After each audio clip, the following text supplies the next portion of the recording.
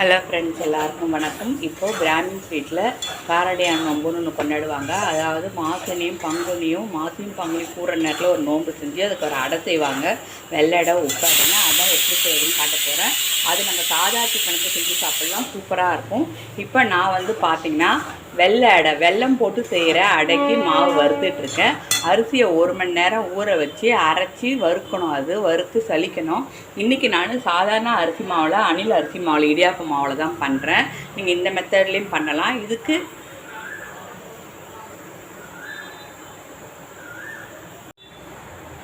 இப்போ பார்த்தீங்கன்னா நான் வெள்ளை அடைக்க வறுக்கிறேன். இதுக்கு கோலம் போடுற பதம் தான் கரெக்டு. இதை பாருங்கள், இழை போட வருது பாருங்கள், இந்த பதம் கரெக்டு. இப்போ இதை ஆஃப் பண்ணிடலாம்.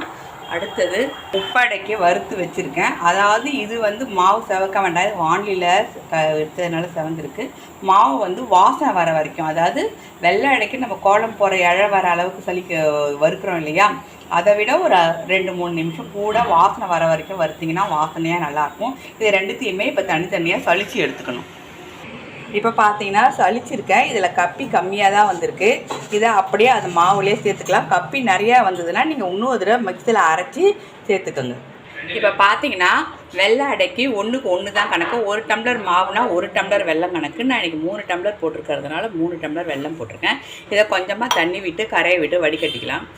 இப்போ பார்த்தீங்கன்னா வெள்ளத்தை கரைஞ்சிருச்சு. வெள்ளத்தை நம்ம வடிகட்டிக்கலாம்.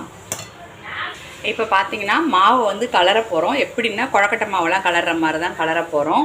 இப்போது நான் 1 டம்ளருக்கு 1 டம்ளர் வெல்லம் கரையிறதுக்கு 1 டம்ளர் தண்ணி விட்டு கரையை விட்டுட்டு அதுக்கப்புறம் 2 டம்ளர் தண்ணி விட்டுருக்கேன் மாவு கலர்றதுக்கு. ஜாஸ்தியாக ஆகிடுச்சின்னா நமக்கு கஷ்டம். கம்மியாக இருந்ததுன்னா கொஞ்சம் தண்ணி விட்டு கூட இழுத்து பிசைஞ்சிக்கலாம். அதனால் இப்போ கரைஞ்சதுக்கப்புறம் இதில் தேங்காய், காராமணி, ஏலக்காய் பொடி எல்லாம் சேர்க்கணும். இப்போ பார்த்திங்கன்னா தேங்காய் நம்ம 3 டம்ளர் போட்டுக்கிறதுனால 3 டேபிள் ஸ்பூன் போட்டுக்கலாம். அடுத்தது பார்த்திங்கன்னா காராமணி ஒரு 2 டேபிள் ஸ்பூன் போட்டுக்கலாம். வேக வைக்கணும், ஊற வச்சு வேக வச்சது போட்டுக்கலாம். வாசனைக்கு தகுந்த மாதிரி ஏலக்காய் பொடி. தேங்காய் 3 டேபிள் ஸ்பூனுக்கு பதிலாக நீங்கள் 4 கூட போட்டுக்கலாம். தேங்காய் நிறையா போட்டிங்கன்னா நல்லா தான் இருக்கும். இது நல்லா கலரணும். கலரி விட்டுட்டு இப்போ மாவை கொட்டி கலரணும். இப்போ பார்த்திங்கன்னா மாவை கொட்டி கலரணும். கொஞ்சம் மாவை கொட்டி கலரிடலாம். இப்போ பார்த்தீங்கன்னா இதை மாதிரி நல்லா கலரி விட்டுக்கோங்க. இது மாதிரி கெட்டியாக ஆகிடுச்சு பாருங்கள். இந்த மாதிரி கெட்டியாக ஆகணும். நல்லா எல்லா இடத்துலையும் வெள்ளைப்பாகு படுற அளவுக்கு நல்லா கலரி விட்டுக்கோங்க.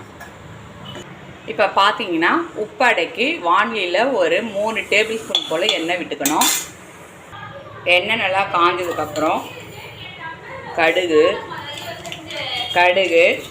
உளுத்தம்பருப்பு இதெல்லாம் நல்லா போட்டு தாளிச்சுக்கணும். இதை வெடிக்கட்டும். இப்போ பார்த்தீங்கன்னா உளுத்தம்பருப்பு செவந்துடுச்சு. பெருங்காயம் தேவையான அளவு போட்டுக்கோங்க.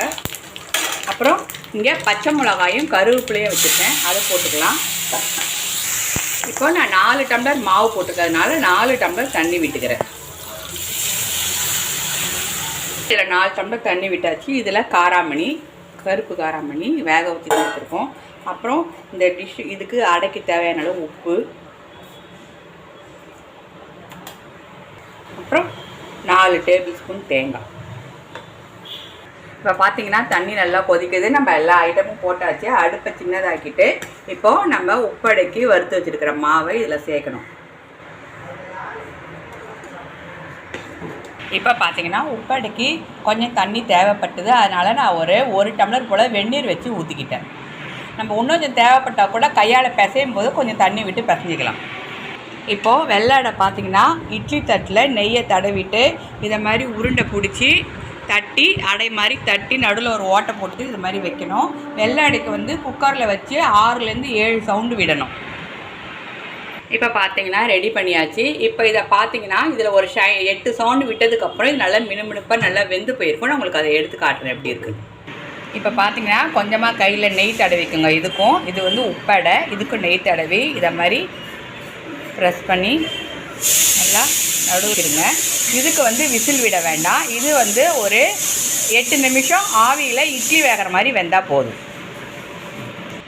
இப்போ பார்த்தீங்கன்னா இந்த அடை வெந்துடுச்சு. நான் ஒரு 5 சவுண்டு விட்டேன், நல்லா வெந்துடுச்சு. இப்போ பார்த்தீங்கன்னா இது ஒரு ஷைனிங்காக இருக்குது பாருங்கள். ஒரு பிசு இல்லாமல் நல்லா ஷைனிங்காக வந்திருக்கு பாருங்கள். இது கரெக்டான பதம். அடுத்தது நான் உப்படை வச்சுருக்கேன், அது ஆனதுக்கப்புறம் காட்டுறேன். இப்போ பார்த்தீங்கன்னா உப்பாடையும் ரெடி ஆகிடுச்சு, நல்லா வெந்துடுச்சு. இப்போ பார்த்தீங்கன்னா வெள்ளை அடை உப்பாடை ரொம்ப ரெடி ஆகிடுச்சு. வெள்ளை அடைக்கு, அதாவது வெல்லம் போட்ட அடைக்கு தொட்டுக்க வந்து வெண்ணெய் ரொம்ப சூப்பராக இருக்கும். இதுக்கு வந்து தொட்டுக்க எதுவுமே வேண்டாம், தேவைப்பட்டால் நீங்கள் தேங்காய் சட்னி அரைச்சி கூட சாப்பிட்லாம், ரொம்ப நல்லாயிருக்கும். இது எண்ணெய் எல்லாமே செஞ்சு போர் அடிச்ச டிஃபனுக்கு இதை செஞ்சு சாப்பிட்லாம், சாதாரண நாளே டிஃபனுக்கு செஞ்சு சாப்பிட்லாம். இது இல்லைனாலும் இது மட்டுமாவது செஞ்சு சாப்பிட்லாம், ரொம்ப நல்லாயிருக்கும். சட்னி அரைச்சி சாப்பிட்டிங்கன்னா கண்டிப்பாக ட்ரை பண்ணி பாருங்கள். ட்ரை பண்ணி பார்த்துட்டு உங்கள் கமெண்ட் என்னங்கிறது சொல்லுங்கள். வீடியோவை மறக்காமல் ஷேர் பண்ணுங்கள், லைக் பண்ணுங்கள். தேங்க்யூ.